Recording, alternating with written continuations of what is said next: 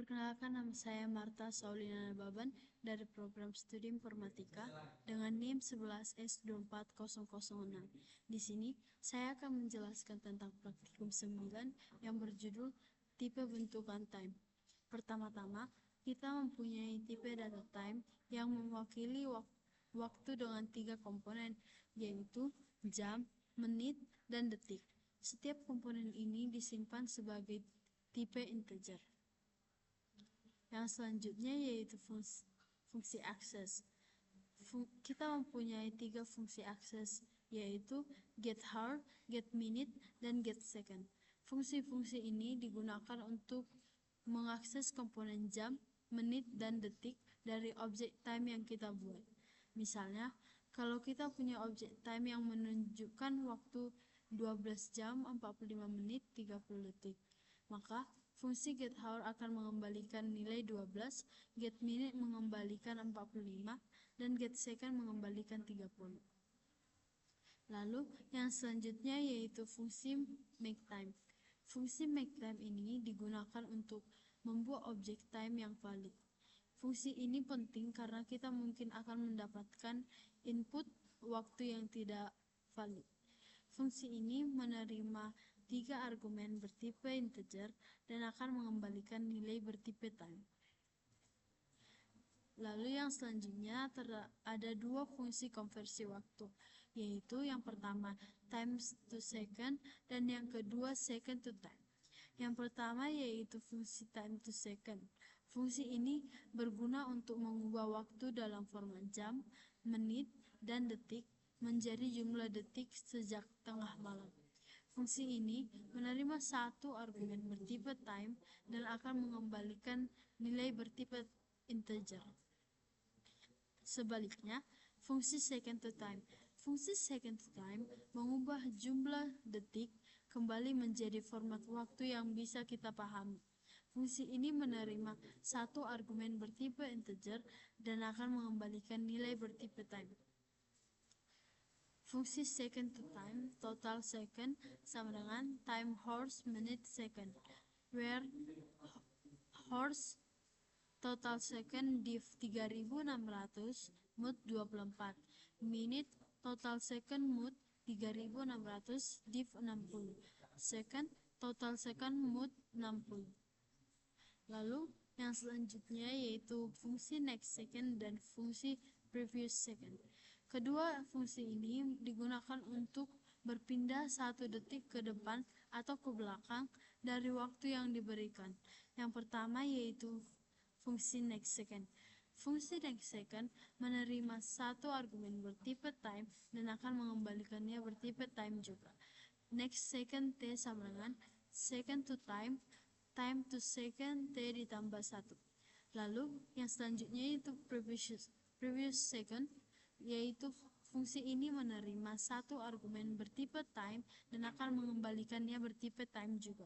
Fungsi next second time sama dengan second to time, time to second, T dikurang 1. Oke, yang selanjutnya juga terdapat fungsi add second dan subsecond. Yang pertama, fungsi add second dan subsecond berfungsi untuk memungkinkan kita untuk menambahkan atau mengurangi sejumlah detik dari waktu tertentu. Fungsi ini menerima 2 argumen, waktu yang ingin kita ubah dan jumlah detik yang akan ditambah atau dikurangi. Misalnya, add second dengan nilai 120 akan menambah 2 menit ke waktu yang diberikan, sedangkan subsecond mengurangi sejumlah detik. Yang selanjutnya yaitu fungsi next minute dan previous minute.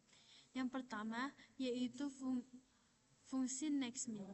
Fungsi ini berfungsi untuk berpindah ke tempat berikutnya atau menambah waktu. Fungsi ini menerima 1 argumen bertipe time dan mengembalikan nilai bertipe time juga. Yang kedua yaitu fungsi previous minute.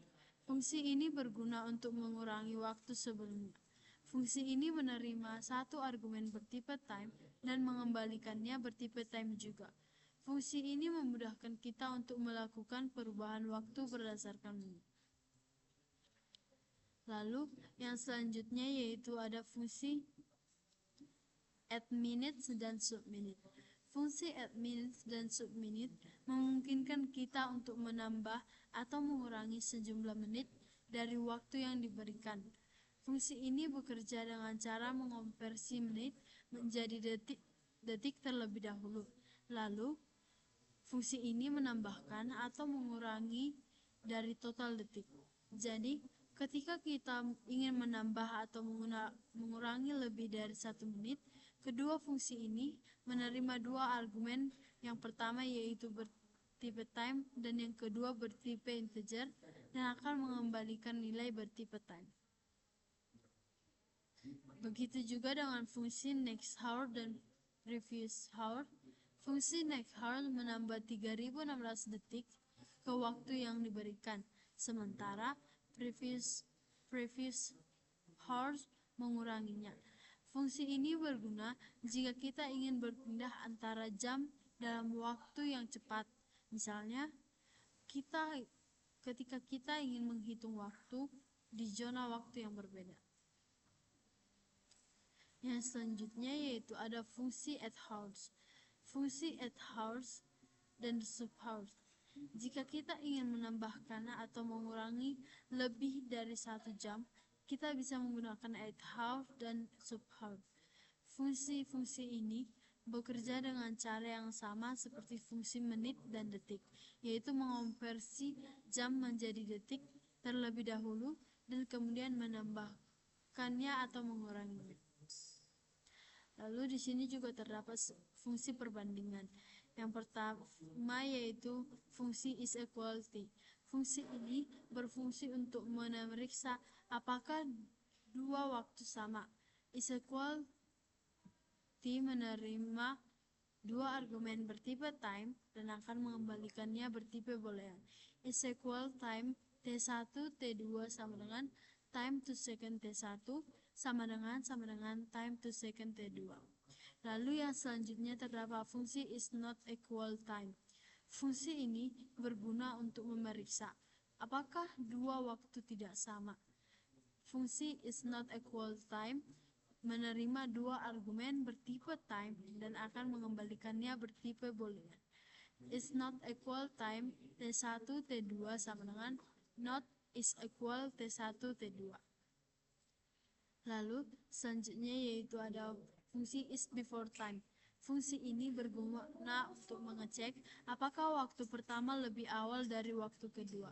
Is before time menerima dua argumen bertipe time dan akan mengembalikannya bertipe boolean. Is before time T1 T2 sama dengan time to second T1 lebih kecil dari time to second T2. Yang selanjutnya yaitu fungsi is after time. Fungsi ini berguna untuk mengecek apakah waktu pertama lebih lambat dari waktu kedua. Fungsi is after time menerima dua argumen bertipe time dan akan mengembalikannya bertipe boolean. Fungsi is after time T1 T2 sama dengan time to second T1 lebih besar dari time to second T2. Yang selanjutnya yaitu fungsi before second. Fungsi ini mengecek apakah waktu pertama lebih dari n detik sebelum waktu kedua. It's before second menerima 3 argumen, yaitu yang pertama yaitu menerima 2 argumen bertipe time dan yang kedua yaitu menerima 1 argumen bertipe integer dan akan mengembalikannya bertipe boolean. It's before second T1 T2 n sama dengan time to second T1 lebih kecil time to second T2 dikurang n. Yang selanjutnya yaitu fungsi is after second. Fungsi ini mengecek apakah waktu pertama lebih dari n detik setelah waktu kedua. It's after second menerima 3 argumen, yaitu menerima 2 argumen bertipe time dan menerima 1 argumen bertipe integer dan akan mengembalikannya bertipe boolean. It's after second T1 T2 n sama dengan time to second T1 lebih besar dari time to second T2 plus n. Nah, dengan fungsi-fungsi ini, kita bisa melakukan berbagai pembandingan waktu, apakah itu dalam bentuk persamaan atau perbedaan dalam detik. Terakhir, kita memiliki fungsi main. Fungsi ini digunakan untuk menguji semua fungsi yang telah kita buat. Di sini, kita menerima input dari pengguna untuk waktu tertentu. Lalu, kita melakukan operasi seperti menambah detik, mengurangi detik, dan memeriksa hasilnya. Ini adalah tempat di mana kita dapat melihat bagaimana semua fungsi bekerja sama untuk menangani waktu. Di sini saya akan melakukan compile run kodenya.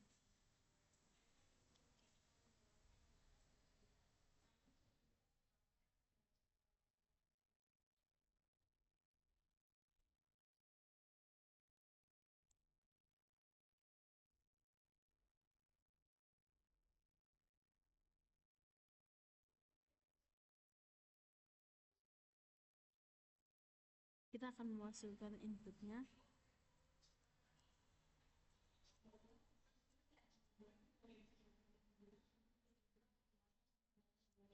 Nah, ini adalah output yang diharapkan.